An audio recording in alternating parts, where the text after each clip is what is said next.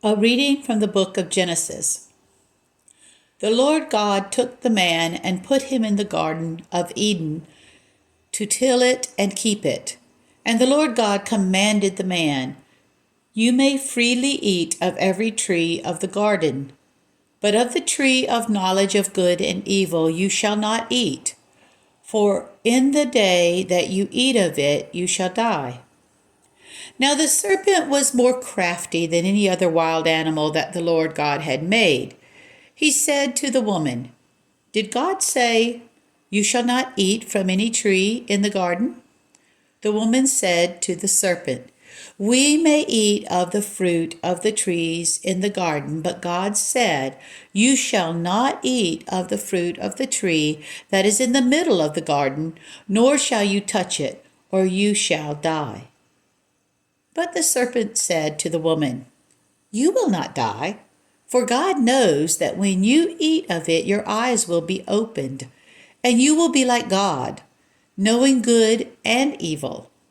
So when the woman saw that the tree was good for food, and that it was a delight to the eyes, and that the tree was to be desired to make one wise, she took of its fruit and ate.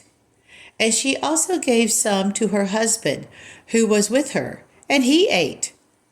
Then the eyes of both were opened, and they knew that they were naked.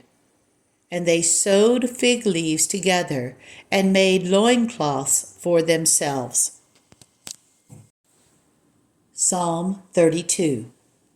Happy are they whose transgressions are forgiven,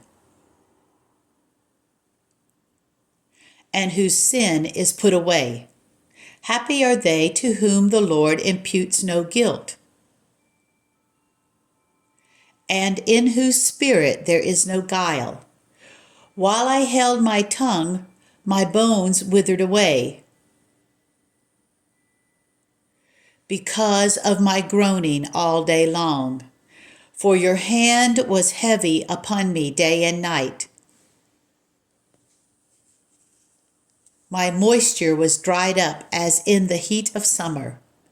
Then I acknowledged my sin to you, and did not conceal my guilt. I said, "I will confess my transgressions to the Lord." Then you forgave me the guilt of my sin. Therefore, all the faithful will make their prayers to you in time of trouble. When the great waters overflow, they shall not reach them. You are my hiding place. You preserve me from trouble. You surround me with shouts of deliverance. I will instruct you and teach you in the way that you should go. I will guide you with my eye. Do not be like horse or mule, which have no understanding, who must be fitted with bit and bridle, or else they will not stay near you. Great are the tribulations of the wicked, but mercy embraces those who trust in the Lord. Be glad, you righteous, and rejoice in the Lord. Shout for joy, all who are true of heart. A lesson from Paul's letter to the Romans. As sin came into the world through one man, and death came through sin, and so death spread to all because all have sinned. Sin was indeed in the world before the law, but sin is not reckoned when there is no law. Yet death exercised dominion from Adam to Moses, even over those whose sins were not like the transgression of Adam, who is a type of the one who was to come. But the free gift is not like the trespass. For if the many died through the one man's trespass, much more surely have the grace of God and the free gift in the grace of the one man, Jesus Christ, abounded for the many. And the free gift is not like the effect of the one man's sin. For the judgment following one trespass brought condemnation, but the free gift following many trespasses brings justification. If, because of the one man's trespass, death exercised dominion through that one, much more surely will those who receive the abundance of grace and the free gift of righteousness exercise dominion in the life through the one man, Jesus Christ.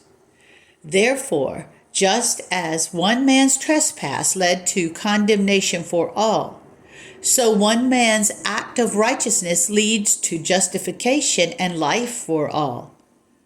For just as by the one man's disobedience the many were made sinners, so by the one man's obedience the many will be made righteous. The Gospel according to Matthew. Jesus was led up by the Spirit into the wilderness to be tempted by the devil. He fasted 40 days and 40 nights, and afterwards he was famished.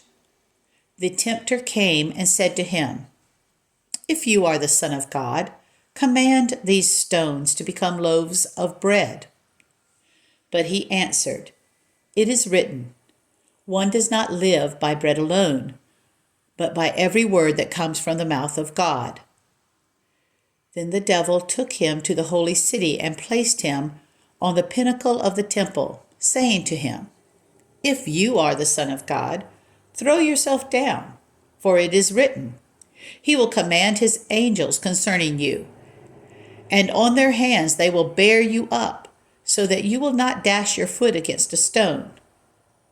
Jesus said to him, "Again, it is written, 'Do not put the Lord your God to the test.'" Again the devil took him to a very high mountain and showed him all the kingdoms of the world and their splendor. And he said to him, "All these I will give you, if you will fall down and worship me." Jesus said to him, "Away with you, Satan, for it is written, 'Worship the Lord your God and serve him only.'" Then the devil left him, and suddenly angels came and waited on him.